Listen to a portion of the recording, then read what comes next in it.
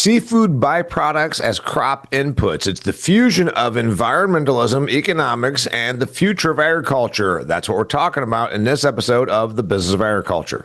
Are you looking for productive efficiencies in growing higher yielding, better performing crops? New Fields Ag provides a complete portfolio of biological products focused on you, the farmer. Visit newfieldsag.com for more information to help you farm better. Hey there, welcome to another fantastic episode of The Business of Agriculture. Got a great one for you today. I've got an interesting topic. I've got Norm Davy on here. He is the CEO of a company called Tidal Grow Agriscience. They did a field day at my farm in August, and I put out plots for soybeans and for corn using a bunch of products that are upcycled seafood byproducts. We'll get into that, but more importantly, we want to talk about where the future is going. We know that crop inputs are still very hefty in prices. We know that we are in a low commodity price environment. We also know that environmental scrutiny is coming to the farm. Things like nitrogen over-application, phosphates in the waterways.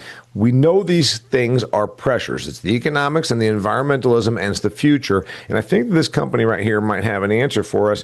More importantly, I think it's kind of cool because I did my first ever field day. Millions of people were here. Okay, that's not true. Maybe 100. And we talked about these products, and we had the tent out, and I got on the microphone, and I'm not the agronomic expert, but they had people here who were, and it went really, really well. And I said, let's come on The Business of Agriculture and talk about that. So, Norm Davy, did I get that right? Are you the CEO? I said CEO. What are you? I'm actually the president and chief commercial officer. They don't have a CEO title at Tidal Grow Agriscience, as we're a division of a larger entity. What is Tidal Grow?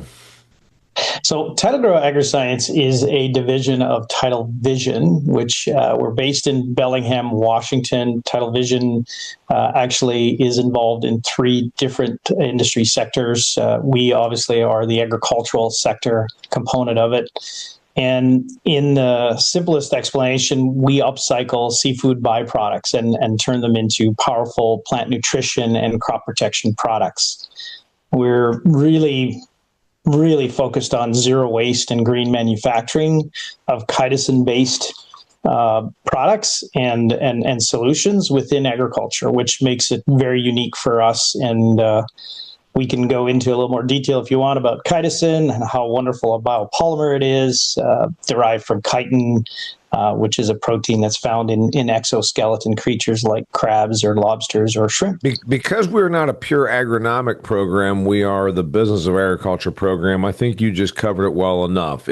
So in a nutshell, chitosan is the protein that is in the shells of seafood animals, and you're taking that byproduct from the seafood industry and putting it in a jug and putting it on crops.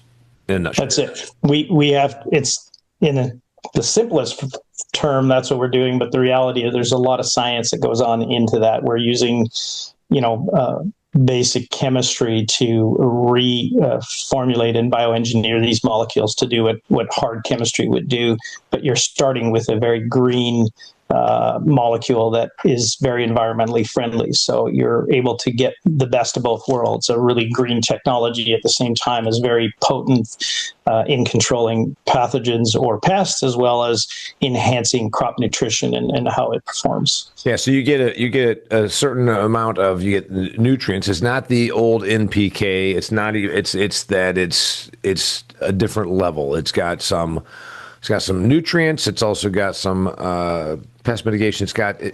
It's the next era of crop inputs, I would say. Yeah, you're absolutely right.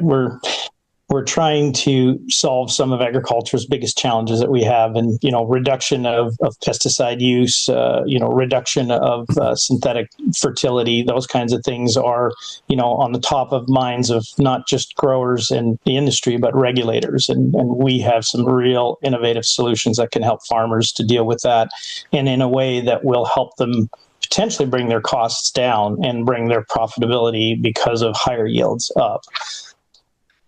So, and I want to get into the array of products that we did here, but before we do that, this is you've worked for a number of startup companies, and you worked for the bigs, and you've been around the block a couple of times in the business of agriculture, and you've worked with other startups, and you've got a lot of, before we hit the record button, you've got a lot of experience in this. This one, I think, is the pitch environmentalism? Is the pitch economics?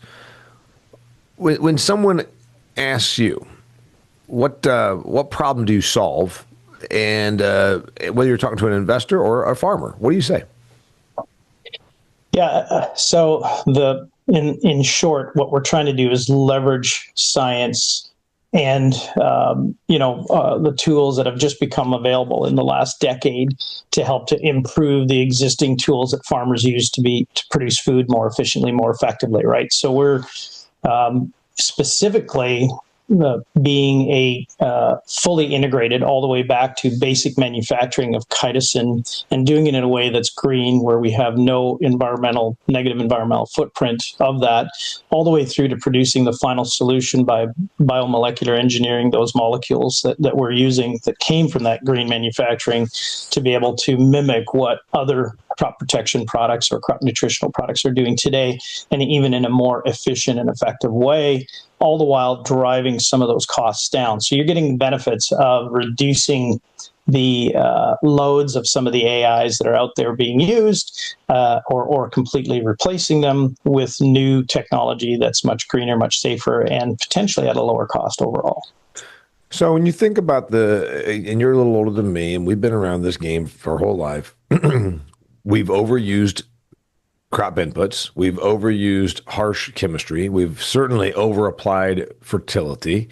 We know these things now. I'm not sure we even knew them 10 years ago.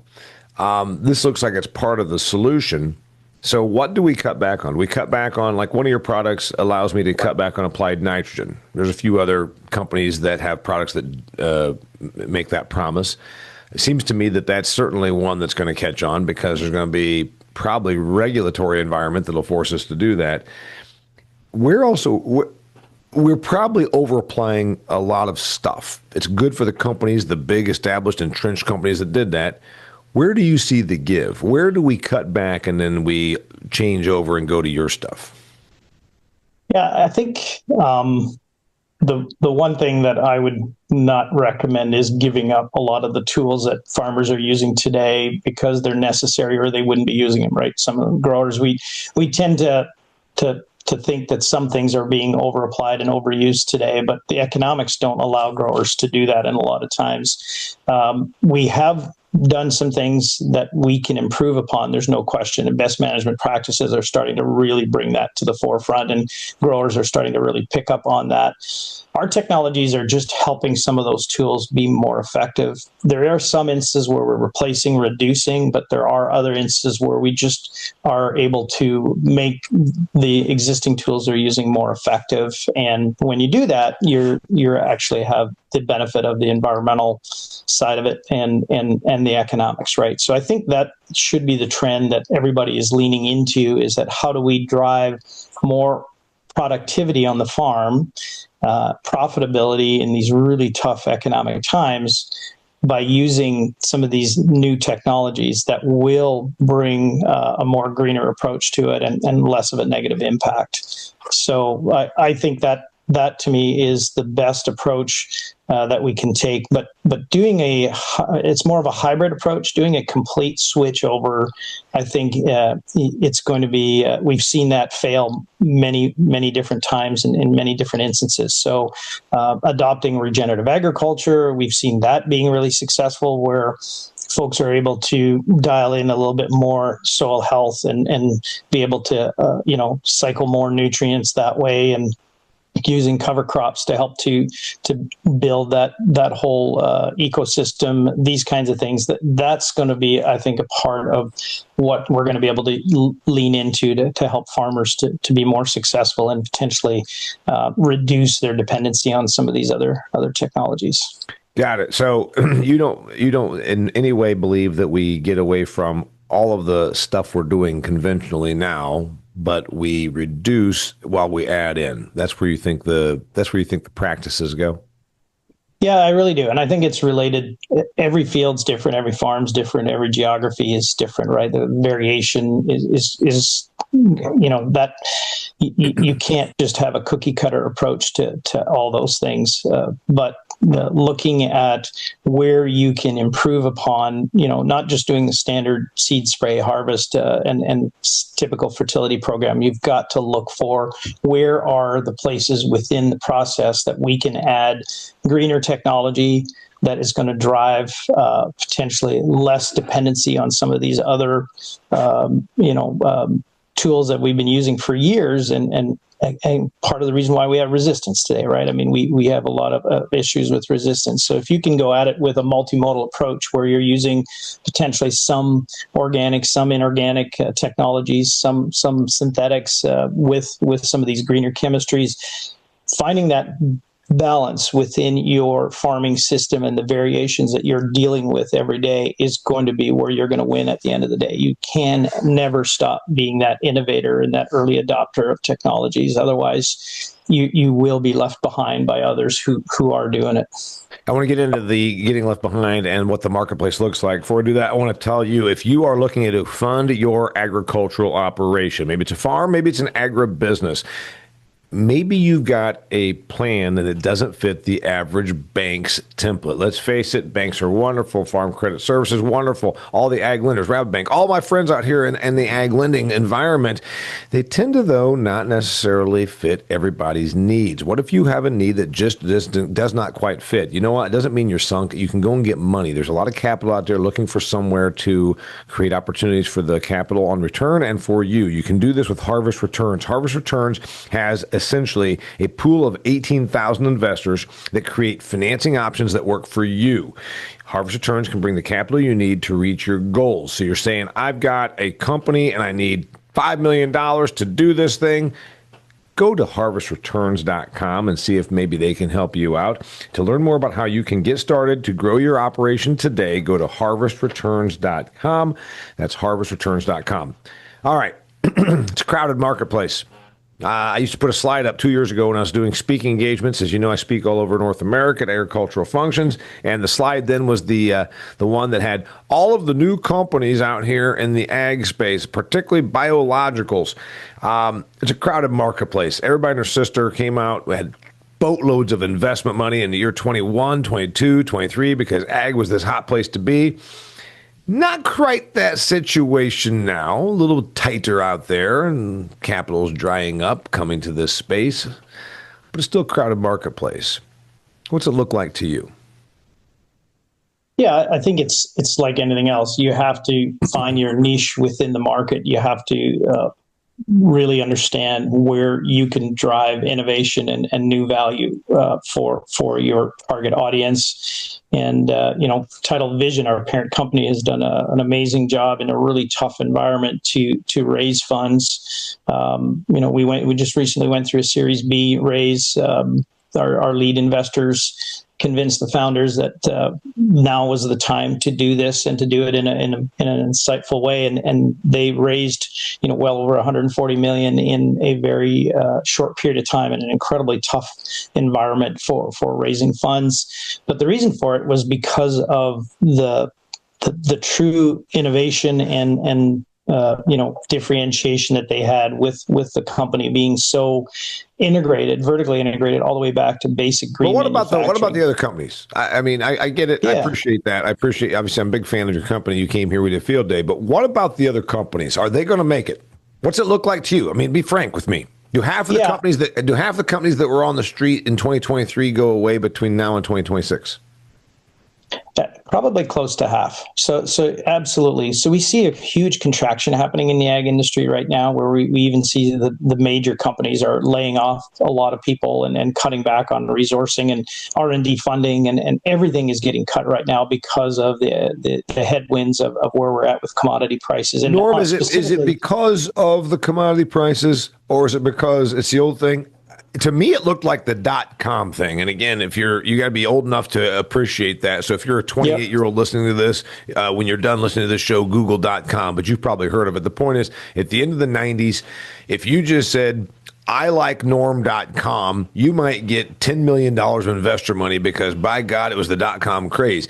It looked that way to me in crop input and ag startups 2-3 years ago. I looked around, I'm like, holy hell, this is the ag version of the .com craze. I'm not sure I was too far off. Yeah, I think you're probably fairly accurate in your assessment that way. There's definitely going to be, and I mean, just the startup world, only 20% ever make it. Yeah. 80% of startups do not make it. So just using that as a baseline, there's going to be a lot of them that are going to go away, or they're going to get consolidated with others. We're seeing that now, where 3, 4, 5 different companies get consolidated by a larger company, or they just sell off their technologies, right? So that for sure is going to continue to happen, and it may accelerate actually in the next 2 years. But for us, keeping focused on truly what we're trying to get done, and driving value for that grower, and the whole food system, to me is where we will be able to survive, and being diversified in multiple industries, I think, will really help us too. So you agree with me that you think half these companies, we're recording this in the fall of 2025, by Q1 of 2026, you and I both think that half the companies that were on the street in 2022 or 3 are gone, and that's already kind of happening. Like you said, they might fuse, they might get bought, many of them will just go away, and that's very accurate. I predict much heavier-handed regulation coming to ag. And I can give the reasons why. First off, I shot a video walking along my drainage ditch about our overutilization of fertility products, particularly nitrogen and phosphorus, that end up in the water. When I get booked to speak in agricultural states and they tell me, hey, address this issue that we're now getting boatloads of scrutiny over nitrogen in the Raccoon River watershed in Des Moines, for instance.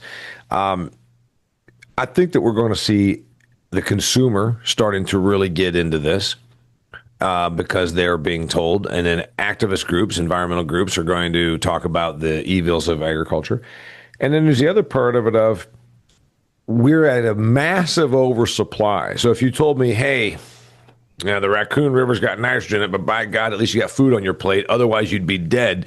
That don't fly anymore, Norm. Nobody's worried about starving when we're talking about every crop essentially being sold for less than the cost of production. I think all this stuff creates a future of, and I mean near future, of big regulation coming on crop inputs, particularly fertility. Do you see the same future, near future, that I see? No question.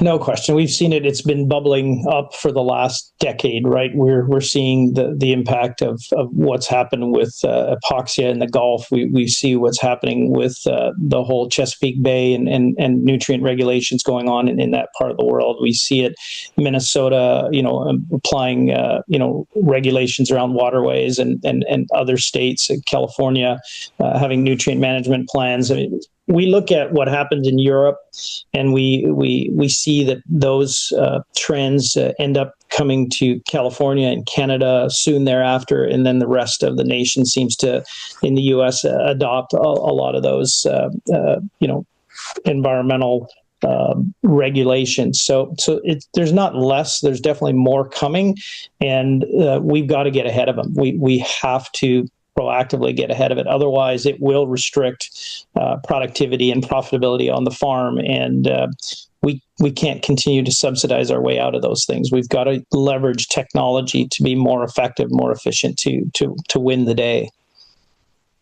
So the future, when I say I think regulation, is first off chemistry, but also, like I said, nutrients, and in particular, the fertility we're putting out there. So a company that's in that space like yours obviously stands to benefit because you're saying, hey, we can play right along with your reduction of applied nutrients and you don't lose yield, all this kind of thing. But what about, just for instance, Europe has a stated goal that by 2025, 2030, they're going to be 25% organic. Now, they're not saying they're going to force that, but it's, I've seen before. Remember, I saw seatbelt recommendations become seatbelt laws, right? Yep.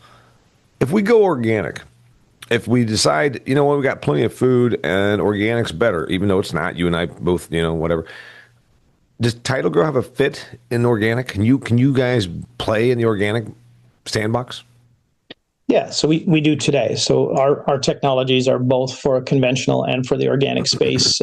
We are considered to be very safe chemistry. We won awards from the EPA around that specific category. I didn't realize the EP was in the business of giving out awards. They are Safe Chemistry Award. Yeah, 2024 we won the Safe Chemistry of the Year award. So yeah, there's things like that. But we can, having been around the industry for a few years, the one thing I've learned is there's never a one size fits all, or going just one way is the right way. To me, the hybrid approach makes the most sense, where we leverage some of the best conventional tools in concert with some of the best organic tools to produce, and regenerative agriculture has a lot of that already built in it, more around practices and procedures. But to me, the organic is not the solution across the board. We actually, I'm concerned about a lot of organic production in some instances, and have found that from a productivity standpoint, that's really going to be a challenge for us to be able to meet some of our productivity goals. I know that you said that earlier, that commodity prices are so low and we're overproducing, but there's a significant difference in what you can produce on a broad acre scale versus some of your other higher value crops, leafy greens and so forth. So I think there's a lot more work that needs to be done there before we can use a broad brush and say that we're just going to go organic across the board and that's going to save the day.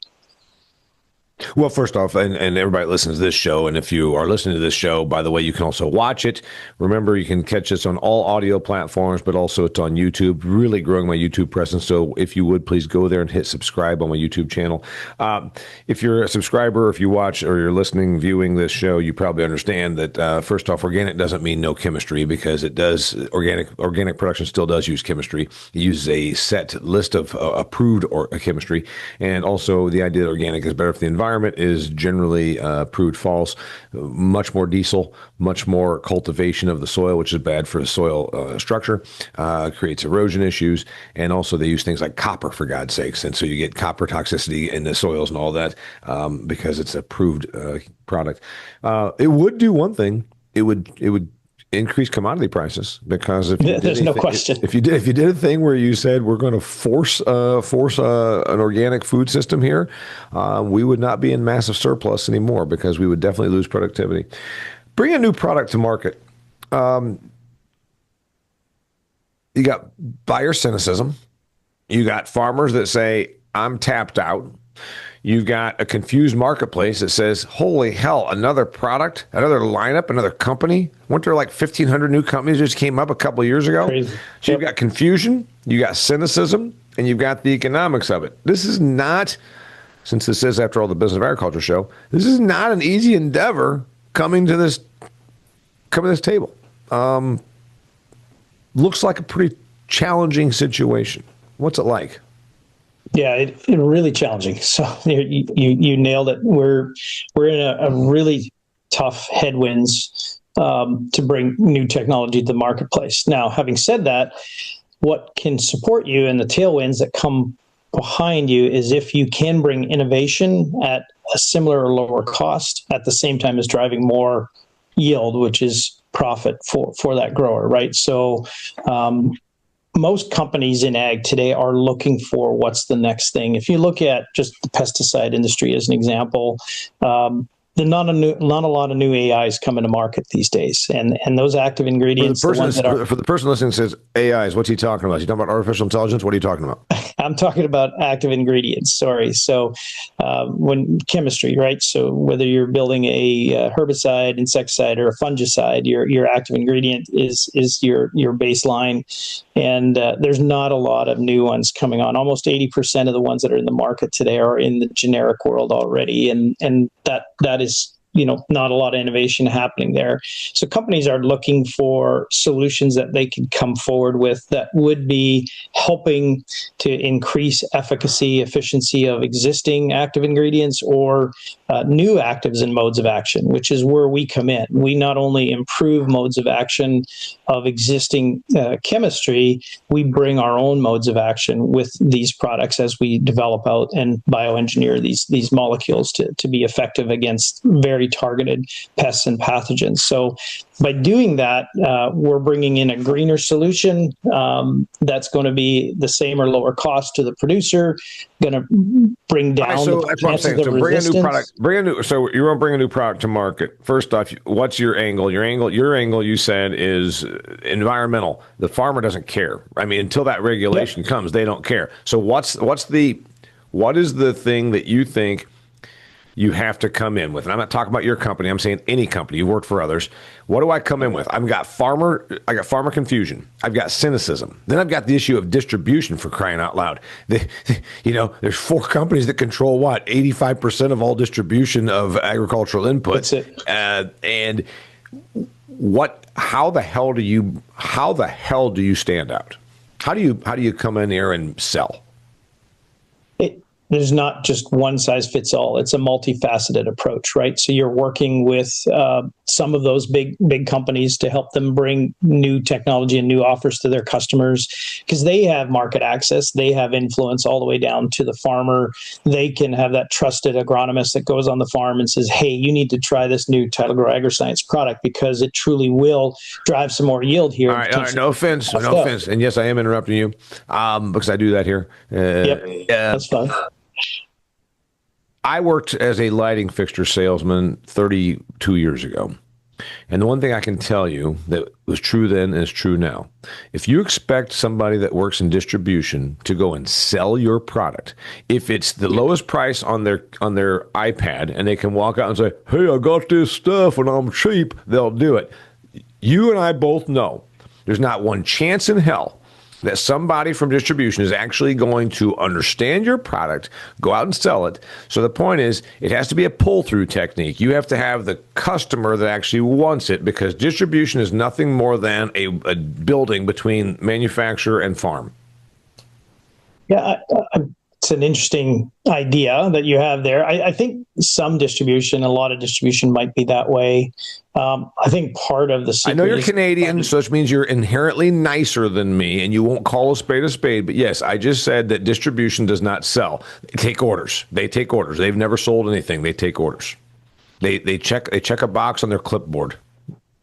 Well, you're absolutely entitled to your opinion. I think there are ones out there that do a wonderful job of bringing solutions to farmers and new innovation on their farm, and it's a part of our strategies that we need to help to educate the educators that are going to go out there and work with that grower and build that into their program, right? So I think that's how we get started. We also are doing a lot of pull through where we're educating the marketplace and targeting growers with messaging and direct information sharing. But at the end of the day, you can't do it all yourself as a startup. You need to have right. So that's the thing. You can't have enough feet on the street.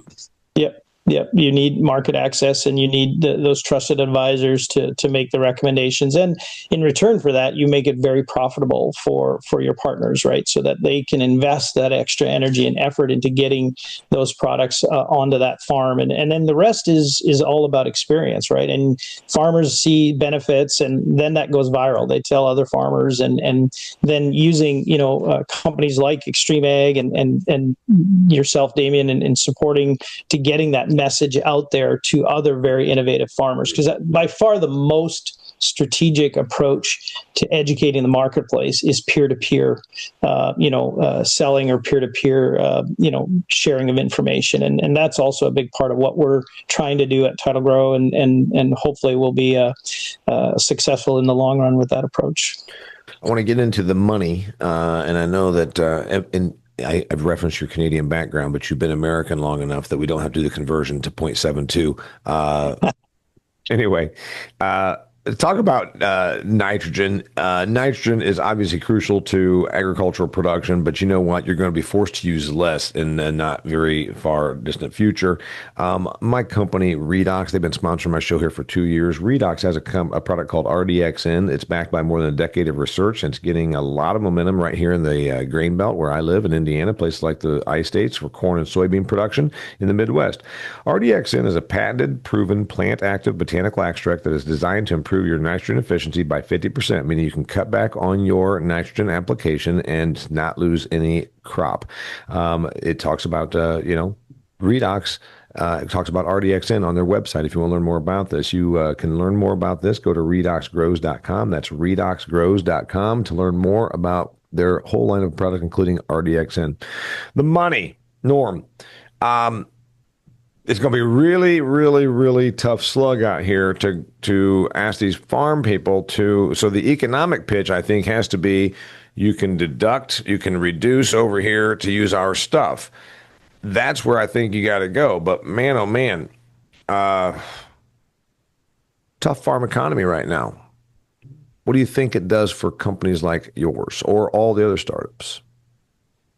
For us, I think it's going to help.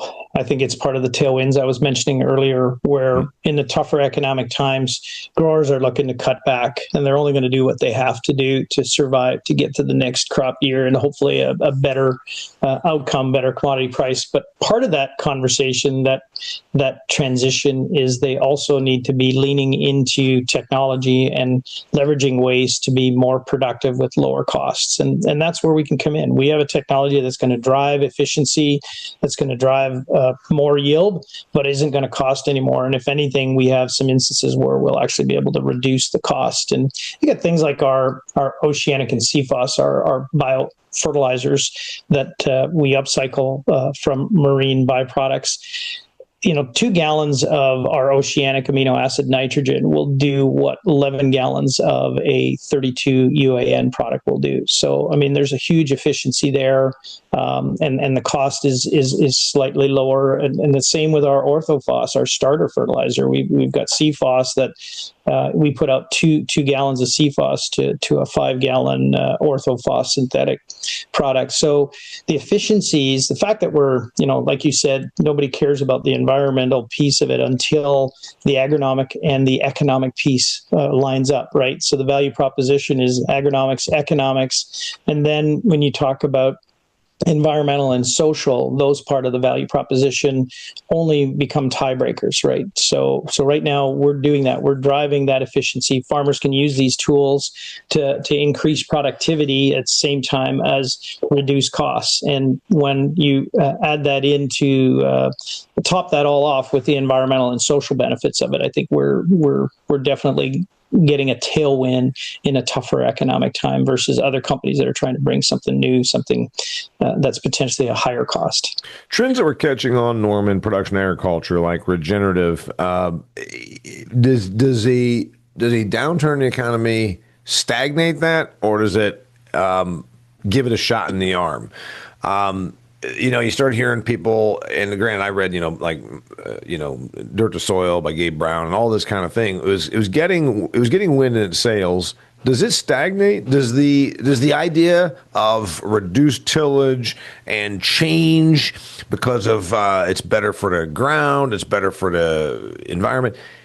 I always think it's kind of like organic food. Organic food is sells better when everybody's chips are up, but when the chips are down, then they don't care as much. Is that what happens to some of these trends, or do you think that this ball is rolling? It's going to happen. I'm talking about reduced tillage. I'm talking about using experimental products. I'm talking about using new products like yours that are upcycled from the seafood. Does this thing continue to flow, or does a downturn in the ag economy hurt the experimental or the innovation or the new ideas? Yeah, I wish there was an easy answer to that question. It's a tough question. I think what you're going to see is the typical response is it depends. I think if your technology is truly on the fringes and unproven, and you don't understand your mode of action, you don't have a good feel of your value proposition, you're probably not going to have a lot of success in this environment. Regenerative agriculture is a trend that's just going to continue to grow as we see getting healthier and healthier soil. We start to produce way more productivity for that farmer, and we're able to reduce costs with tillage, reduce costs in some instances with some synthetic fertilizers, and start to increase overall profitability. So I don't think that trend's going to slow down. That's going to continue to gain momentum. But it really depends. The products that fit well within those systematic approach like ours do, which again is driving higher efficiency, driving more soil health, driving more plant health, that results in higher yields at the same or lower costs. We're going to get more adoption. We're going to have more people interested in this versus somebody who's maybe coming at it with a different angle with another synthetic solution or a new, a new combination of two old active ingredients. Speaking of trends, I predicted a decade ago that there would be no ag retail by the year 2025. I feel like Al Gore predicting that the ice caps are going to melt and Florida's going to be underwater. At some point, people are going to say, Damian, what the hell, man? Ag retail's still here. You said 10 years ago it was going to go away. Well, look at what I was basing that on. We started seeing things like direct-to-farm sales. We saw online buying. We saw the fact that I could get on my phone and have a trailer load of stuff dropped here. And yet it still persists. And here you are. You need distribution to get to. And I've already said what I think of the average distributor salesperson. They're an order taker, not a salesperson.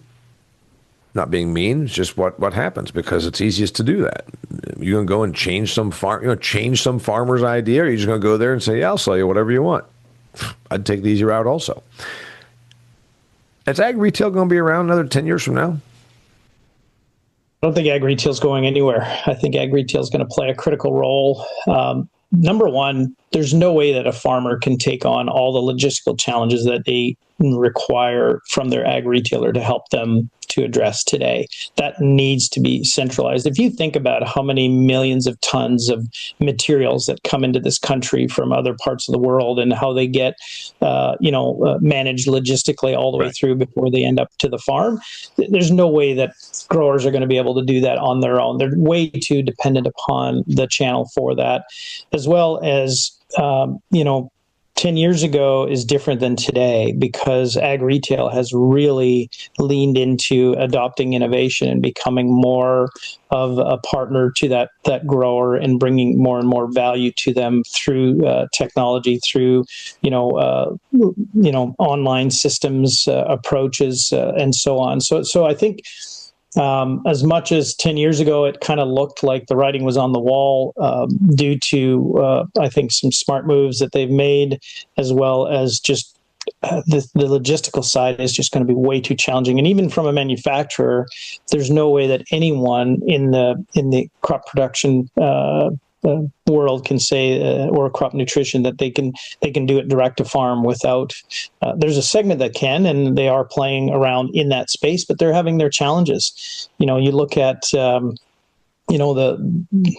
As an example, ADM had a direct-to-farm strategy and was very successful with that strategy for the first few years, and they could leverage their existing grain management systems and logistics to have that kind of a system. And they still will have some success in certain geographies, but they've also pivoted to a more retail strategy now and starting to work more with retails in other geographies. And admittedly so, they're having one size does not fit all. As I had mentioned earlier, you have to fit within the existing markets and how farmers farm, and logistics is such a critical part of what we do on the farm today that the ag retailer is going to be here for a long, long time. Well, I guess my prediction was wrong. What about first time though? The first time? No, I've been wrong before. I've been wrong before. But you know what? I don't think a lot of people disagreed. I think a lot of people said, you know what? Absolutely, because of all the things we talked about. And what about consolidation of the farm? When you start looking at the reality that we're going to go half the number of farmers a few years from now than there are now, and I'm not talking across all. I'm talking about of large scale, broad acre kind of stuff. Those farmers become a lot more powerful. They might still use retail, but they're going to be a lot more in control of how that retail looks because they're going to have such marketplace power, right? No question. Yeah, you go look at other parts of the world that have already made that consolidation and happen, whether it's Canada or Australia, where a farmer can drive his combine 4 miles and turn around and come back 4 miles on the same field. Large farm entities do drive a lot more of the what your ag retail locally looks like, but they still are necessary. They still do a lot of the international logistics. They do a lot of the national logistics, and they do have a role to play even on those large farms, because they can't do it all. No matter how large they are, they still depend upon some sort of a channel, some sort of a brokering system to manage through it. I see a future where consumer trends are going to be more at the actual farm level, meaning nutritional density, the RFK Jr.'s Maha movement. And you say, "Oh, let's talk about taking dye out of cereal." I think that was the first easy victory. I think there's going to be more and more of that. Am I right about this? And the farm people that are saying, "I don't want to participate in none of that. I ain't going to have anybody telling me what to farm." Great. You know what? You're going to be out of business. I'll come and buy your operation because you're going to be out of business. I'm absolutely convinced that in the next several years, the consumer trend and the consumer demand for what they want, and then also coupled with regulation about some of the things we talked about, synthetics, chemistries, overuse of fertility, all that. I see it all coming to the farm. Are you seeing the same thing? Yeah, absolutely. So food companies are driven by what their consumers tell them. Food companies today, more than 60% of their customers are telling them that they want to have more, less pesticide in their food production. They want to have better regenerative ag, or even they're using some stressing on organic production, and the food companies listen to that. So they go out and they look to source different materials that are greener, that meet some of these specific requirements. Some of them have built in very robust systems, like McCain's has a regenerative ag potato that they are specifically going out to work with their producers to accomplish these objectives, and that trend is not going away. That's just going to continue to gain momentum, and as we see, nutrient density in food has depleted. We don't have what somebody would say 30, 40 years ago is similar to what we have today, because we've really leveraged into genetics and productivity to get pounds out of the field versus density out of the field. So some of that's going to change. We're going to start seeing it more on labels. We're going to start to see more marketing around that approach. Buy this celery because it's more dense in these micronutrients than this celery that was grown more on a conventional acre. These kinds of things that we've already seen some of the thought groups building out what that looks like from a commercialization standpoint. To be part of that on the bleeding edge, on the cutting edge is going to be important to learn and to stay in the loop on it.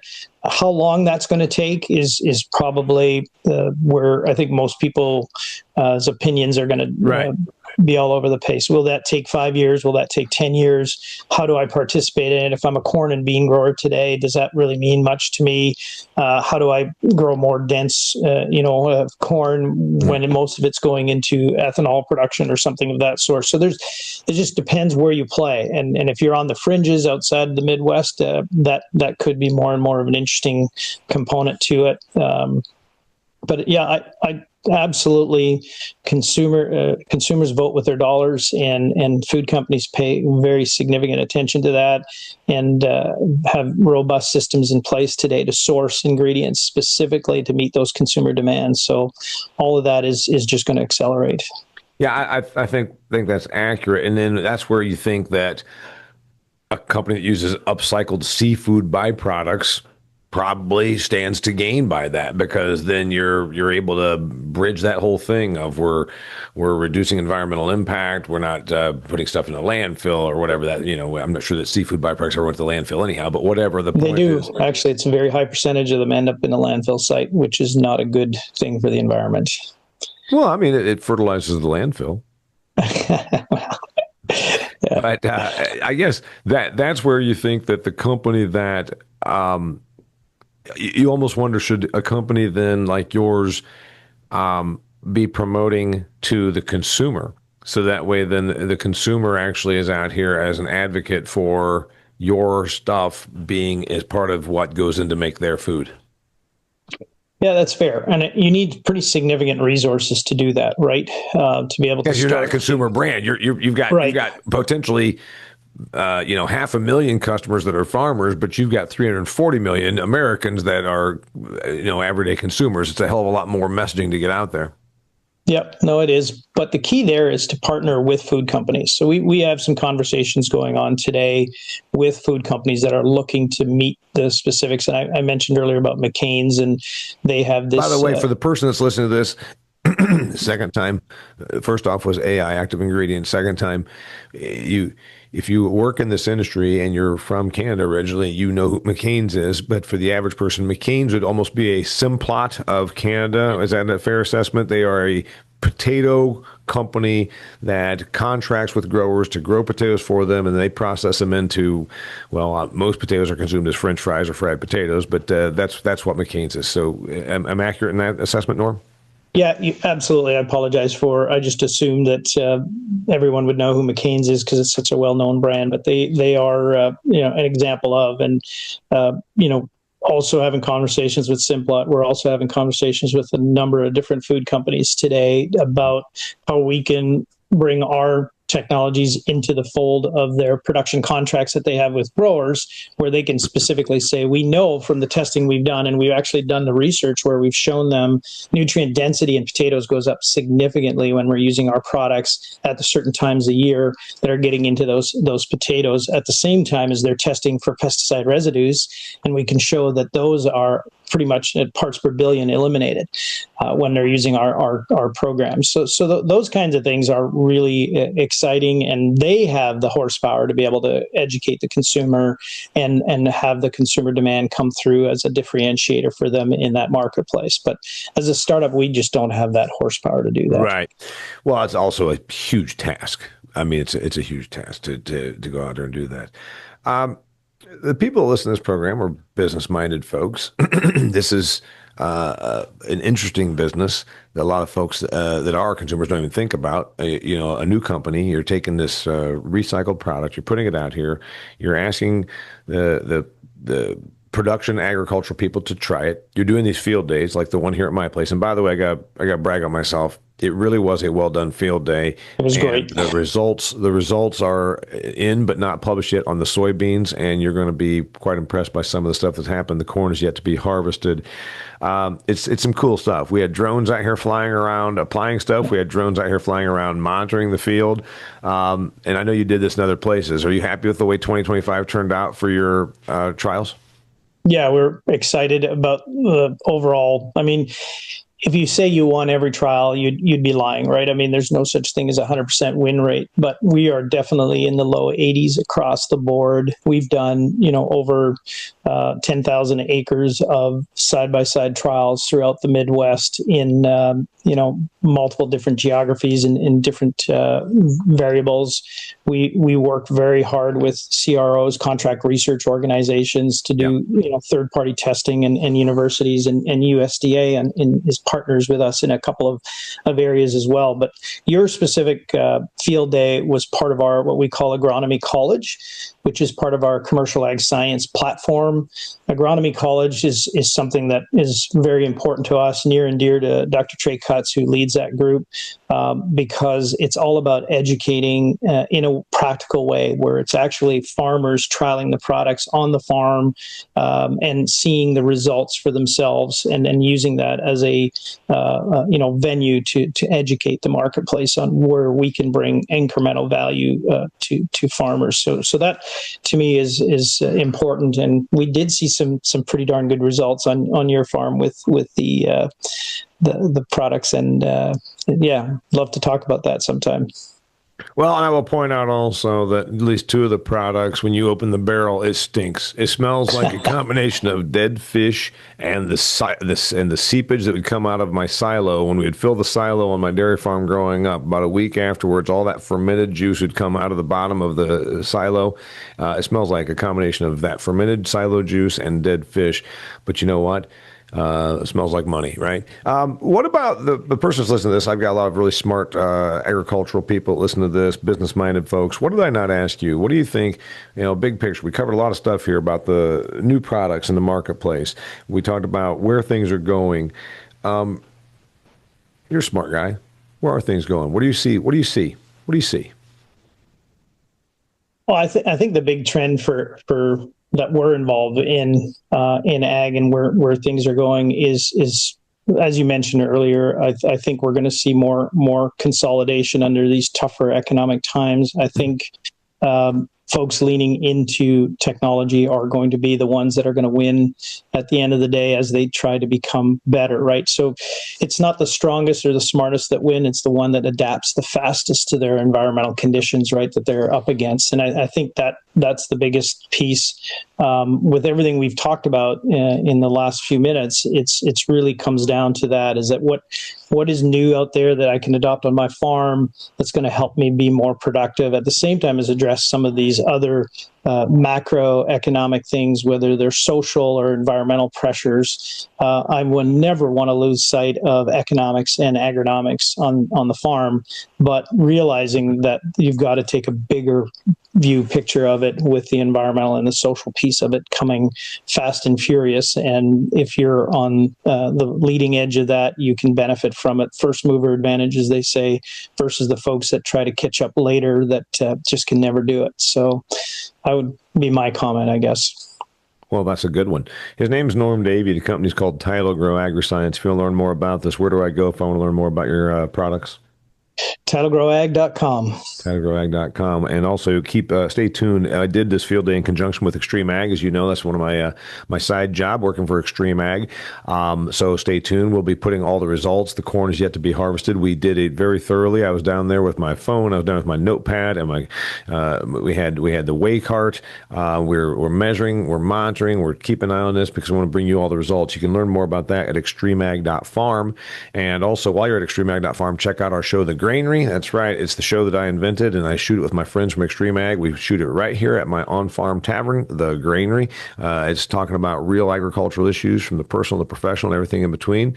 And eventually we're going to get Norm on The Granary, I think. Anyway, go check that out. If you enjoyed this episode, share it with somebody that can benefit from it. Remember my sponsors, Redox. Remember my sponsor, Harvard Returns, and my sponsor, New Fields Ag. Go check their stuff out while you're checking out TidalGrowAg.com. Until next time, thanks for being here. He's Norm. I'm Damian, and this is The Business of Agriculture.